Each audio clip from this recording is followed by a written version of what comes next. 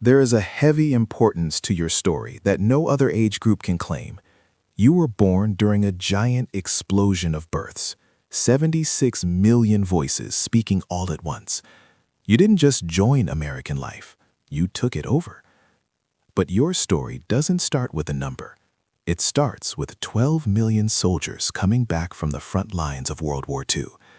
These were men and women who had looked into the deep hole of world evil and refused to turn away. When they stepped off those ships, they weren't just looking for a job, they were looking for a fresh start. Your parents weren't just building houses, they were building a safe place against a world that had already stolen so much from them. They had spent their own youth in the empty hunger of the Great Depression and the frozen holes of Europe and the Pacific. Their childhoods had been taken over by history. So when they came home, they were moved by a single strong goal. They were going to give you the childhood that was taken from them. Every modern comfort, the sound of a new fridge, the moving magic of a television set, the safety of a neighborhood where the door stayed unlocked, was a gift of love. They used the GI Bill as their plan, turning government papers into the most important social change in American history. New wood and wet cement became a fort, and you grew up inside those walls, breathing in something that couldn't be bought, the knowledge that you were protected, that you were wanted, that everything around you was there because someone had fought for your right to have it. This is where your story begins. No matter what was happening inside your house, there was always a world waiting for you outside. Think about the moment you stepped off your front porch, the screen door shut loudly behind you, and for the next 8 hours, you were a free citizen of the block. No plan, no checking in, no tracking device in your pocket. You moved through your area like you owned it, because in a very real way, you did. But while many people may think back about the freedom you had as a child, there is something else most people often forget. You were never truly alone. Picture Mrs. Henderson 3 doors down. She's sitting on her porch with a glass of iced tea in her hand, and she's watching the area. She knows you, not in a friendly, surface-level kind of way. She knows everything. She knows your name, she knows your parents, and she knows the exact line between playing and being bad. On this certain day, you're 10 years old, racing down the sidewalk on your bike, and you decide to take a shortcut through old Mr. Patterson's flower bed. You look around and see no one, so you take the shortcut. Before you even make it halfway down the block, "Boy, get back here right now!" Mrs. Henderson is already off her porch. She doesn't call your mother. She doesn't file a report. She handles it herself, right there on the sidewalk.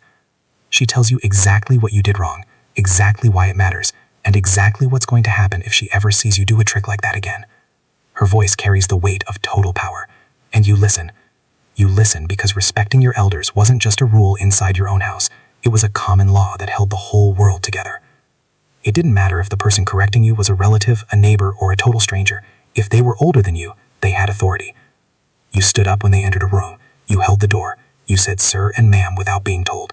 And when they corrected you, you accepted it because every adult on that street was a short-term guardian of your character. The neighborhood was a shared network of responsibility. Your parents didn't need to be everywhere because everyone was your parent. 100 eyes were always watching to keep you safe, to keep you respectful of the peace that had been built for you. Your reputation followed you. You couldn't act one way at home and another way down the street. Your character was public property. You built it block by block, talk by talk, in full view of a community that expected you to be good. And that knowledge didn't make you scared. It made you strong.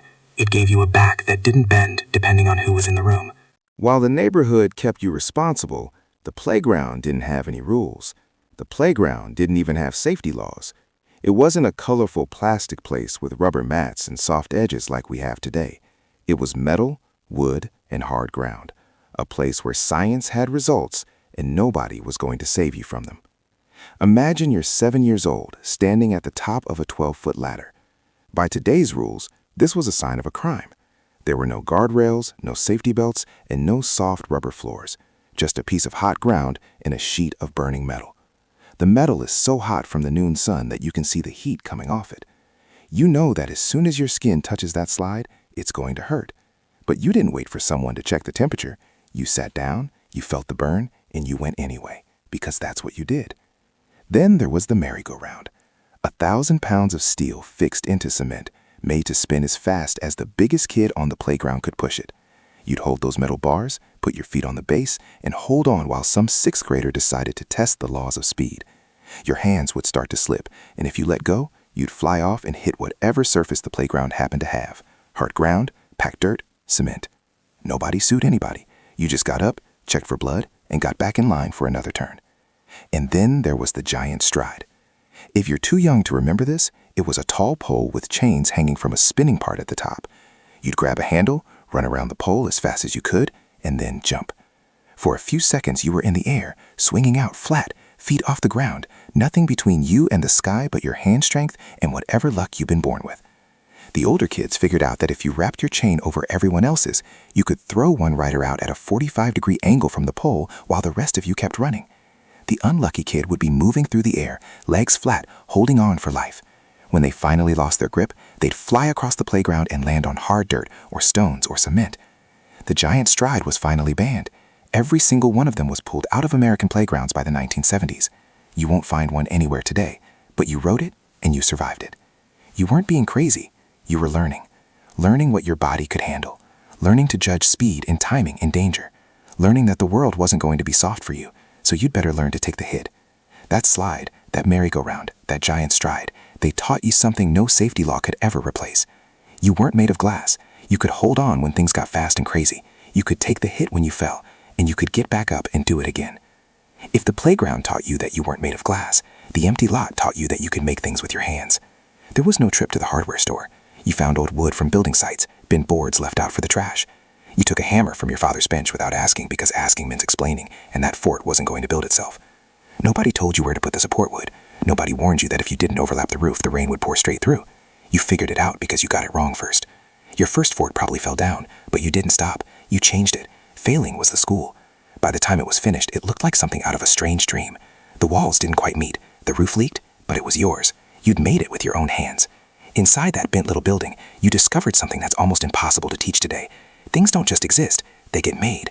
And if you want something to exist, you have to be the one who makes it. But sometimes, no matter how hard you tried, it wasn't enough. You came in last in the race. You tried out for the school play and didn't get a part.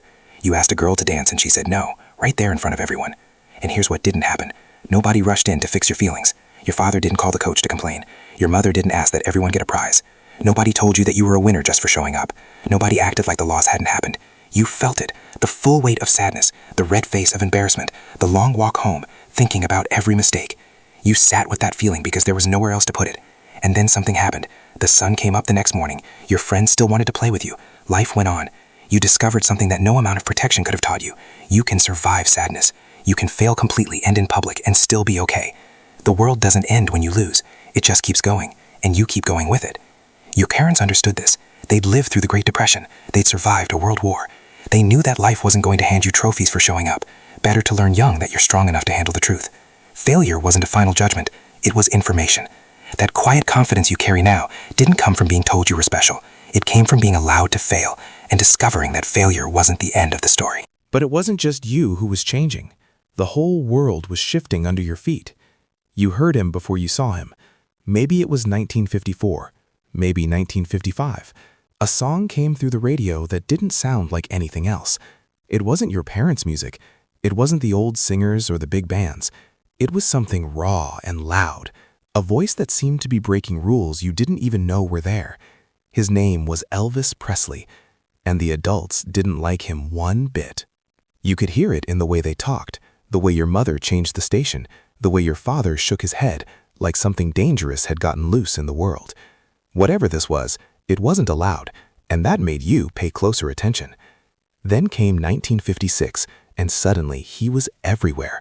Heartbreak Hotel hit #1. His face was on magazines, and then television. 60 million people watched Elvis Presley's first time on The Ed Sullivan Show. More than 80% of everyone watching television in America that night was watching the same thing you were watching. The screaming from the crowd was so loud you could barely hear the music. Your parents sat there looking like the world had gone crazy, but you were seeing something you didn't have words for yet. It wasn't just the music, it was the way he moved, the hair, the look. Everything about him felt like a door opening to somewhere your parents had never been and didn't want to go. Your parents thought this was the bottom. They thought culture couldn't possibly sink any lower than Elvis Presley moving his hips on national TV. They were wrong. 8 years later, in February 1964, 4 young men from Liverpool appeared on that same Ed Sullivan Show stage. 73 million people watched, even more than Elvis. And this time, the hair was longer, much longer. You remember your mother's first words, "Look at that hair." You might have tried the defense that was going around among kids your age, "At least they are wearing suits." It didn't help. Ed Sullivan himself looked scared. He was supposed to be the boss, the host, the man in charge, but the screaming was so loud he couldn't control his own show. At one point, he raised his hands and yelled, "Quiet, you promised," like a teacher who'd lost the classroom. The poor magician who had to go after them, a man named Fred Capps, moved nervously through his act. It was the most sad performance in television history. But it wasn't his fault. Nobody could go after the Beatles that night. Nobody could follow what was happening to the entire country. Here's what you understood. Watching your parents go through this twice in less than 10 years, the world was changing fast, and it would keep changing whether they liked it or not. Some people fear that kind of change. They stay stuck. They hold tight to the old ways. But you'd already watched the old ways get pushed aside twice before you finished high school. Change didn't scare you. You'd met it early. First it had sideburns and a look. Then it had long hair and a Liverpool accent. And you were just getting started. But not every change came with a drum beat and a screaming crowd. Some changes came with a siren. The alarm sounds, a long, steady noise you know too well. You're sitting at your wooden desk, the one fixed to the floor, the one marked with the initials of students who came before you. Mrs. Crawford's voice cuts through the noise, calm and practiced. "Get under your desks now." You would have done this many times. It was called duck and cover. You crawl under the wooden frame, curl into a ball, and put your fingers behind your neck. Around you, 25 other children do the same. The room goes quiet, except for the sound of the lights and the occasional noise of a shoe. You don't fully understand what nuclear war means, but you understand enough. You know that somewhere out there bombs exist that could end everything, that the desk above you, the same desk where you practice math and learn state names, probably wouldn't save you from anything real. But you do it anyway. You don't cry, you don't ask why. You accept that this is the world you live in, and you act inside it. When the clear sound rings, you climb back into your seat and pick up your pencil. Mrs. Crawford starts the lesson again as if nothing happened. And in a way, nothing did. This was just Tuesday. You were learning something in those drills that had nothing to do with surviving a bomb. You were learning how to carry fear without letting it stop you. Most people today will never understand what it felt like to grow up with that weight in the background. The way world-ending threats sat behind every birthday party, every family trip, every quiet afternoon in the backyard. You carried the doubt of the world before you learned to drive. And yet, you didn't become worried or stuck. You became something else. You understood that safety was never promised, and that the best answer to doubt wasn't fear. It was action. You couldn't stop the bombs, so you didn't let them stop you. And then one October, the drills stopped being practice. October 1962. The drills had always been just an idea, a siren, a desk, a routine. But this was different. This time, the President of the United States was on TV telling you that Soviet missiles were pointed at American cities from 90 miles away. This time, your parents weren't looking away at another drill. They were silent. You'd never seen your father look like that before. For 13 days, the world held its breath. You went to school, but the teachers seemed busy in their heads. You played outside, but the adults kept looking at the sky. The radio was always on now, not for music, but for news. Every hour, another update. Every night, the same question hanging in the air that nobody wanted to ask out loud. You were old enough to understand what was happening. Old enough to know that the men in Washington and Moscow were deciding whether you'd wake up tomorrow. Old enough to do the math on how far you lived from the nearest military base or big city. And young enough that there was absolutely nothing you could do about it. So you did your homework. You ate your dinner. You went to bed at your normal time, even though part of you wondered if there was any point. You kept living your life because that was the only choice there was. Your parents tried to protect you from the worst of it, but you saw through the act. You caught the looks they gave each other when they thought you weren't watching. You heard the worry in your mother's voice when she told you everything was fine. You noticed your father checking the news one more time before turning off the lights. You'd never seen them like this before. These were the people who had answers for everything, who fixed what was broken, who made you feel safe just by being there. And now they were scared, really scared, and trying to hide it. Then, on October 28th, it was over. Khrushchev backed down. The missiles would be taken away. The world breathed out, but something had shifted, not just in the world, in you. You'd seen behind the curtain. You understood now that the adults didn't have everything figured out, that they couldn't protect you from everything, that sometimes they were just as scared as you were, just better at hiding it. It wasn't a loss of trust. It was something else. A quiet understanding that safety was partly a trick, and that the people you leaned on were human too. You didn't love them any less. If anything, you respected them more, for holding it together when they were terrified, for keeping the routine going when the world might end, for protecting you from their own fear, even when they couldn't protect you from the bombs. But you never looked at them quite the same way again. You never forgot that sometimes even adults can get scared too. But even though the missiles went home, the 10 years weren't done with you yet. November 22nd, 1963. You remember exactly where you were. Maybe you were in class when the principal's voice came over the speaker. You saw your teacher's hands rise to cover her face. You watched the color leave her face as she turned to tell you that the president had been shot. Schools across the country let out early that day. You walked home through streets that felt different, quieter, heavier. When you got there, your parents were already in front of the TV. The black and white pictures moved. Walter Cronkite took off his glasses, stopped, and told the country that President Kennedy was dead. For days, the TV stayed on. You watched the funeral walk. You watched little John salute his father's box. You watched a nation bury its president, and something changed in you that you couldn't quite name. It wasn't just sadness. It was the feeling that the world could break without warning, that safety was a trick, that the people in charge, the adults, the leaders, the ones who were supposed to protect everyone, could be taken away in a second, and there was nothing anyone could do to stop it. You were young enough that death had been just a word before that day. Now it was real. And then somehow life went on. The Beatles came on the screen 79 days later, and the country found something to smile about again. You started to believe that maybe things could get better, that hope wasn't silly, that moving forward was possible. 4 years later, you learned you were wrong. April 4th, 1968, Martin Luther King Jr. was shot on a motel balcony in Memphis. The man of peace, the man who had stood on the steps of the Lincoln Memorial and told the world about his dream, was gone. This time, the country didn't just feel sad, it burned. Over the next few days, fights broke out in more than 100 cities. Washington, D.C. went up in flames. Chicago, Baltimore, buildings burned. Soldiers walked American streets. 40 people died. Thousands were caught by police. The smoke hung over cities for days. You watched it on TV. The same TV that had shown you Kennedy's funeral. The same TV that had shown you Elvis and the Beatles. Now it was showing you your country pulling itself apart. Some people gave up on peace that week. Some people gave up on hope completely. The man who had believed that love could beat hate was dead, and hate seemed to be winning. But there was still one Kennedy left. Robert Kennedy, who had been his brother's right hand, who had turned himself into a leader for the poor and the forgotten, who seemed to carry the family's hope on his shoulders now. He was running for president. He was winning. And for a moment, just a moment, it seemed like maybe there was still a chance.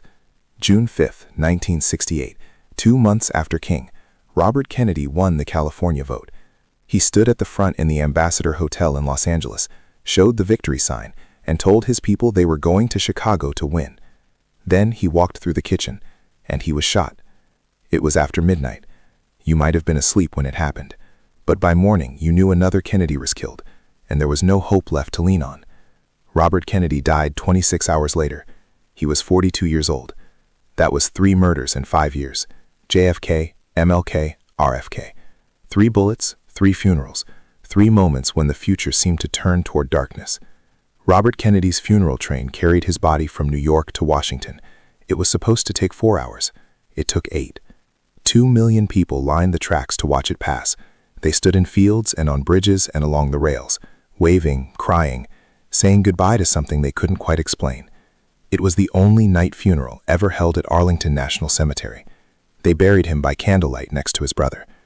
You were still young, maybe a teenager, maybe not quite, but you were old enough to understand what you had seen, old enough to know that this wasn't normal, that other groups hadn't grown up watching their heroes get killed on live TV year after year. And here's what that taught you, something that has stayed with you ever since. Hope is easy to break. Moving forward is not promised. The people who fight for a better world don't always live to see it. You can do everything right, believe in all the right things, and still lose. But you also learned something else. The funerals ended. The country kept going. People kept fighting for rights, kept marching against the war, kept believing that things could change. Even after watching 3 of their leaders die, you learned that hope doesn't need to be sure, that you can feel sad and still keep going, that losing doesn't mean giving up. That's not just being positive. It's something harder, something you earned by living through those years and coming out the other side. and you carry it with you still today. But here's what they didn't take from you. You were raised by people who survived the hard times and won a world war. You played on playgrounds that would be illegal today. You watched the world change on a TV screen, first with music that made your parents nervous, then with bullets that made them cry. And you kept going. That's the thing about your group. You learned early that the world wasn't going to protect you, that hope could be stolen, that the adults didn't have all the answers, that safety was something you built, not something you were given. So you built it with your own hands, the way you built those forts, with your own thinking, the way you learned to understand people before you could read a book, with your own strength earned on hot metal slides and long walks home after losing. You don't need anyone to tell you what you carry is real. You've known who you are since before the word trauma became a common word. You took the hits, you buried the heroes, you watched the smoke rise over American cities, and you woke up the next morning and kept living. That's not just being positive. That's not just thinking of the past. That's something nobody can take from you because you built it yourself. You are the children of a group that went through a lot and came home ready to teach you what matters, to build something, to protect it, to keep standing when the world tries to knock you down. The wisdom you carry is simple. The world will break your heart, and the sun will still rise.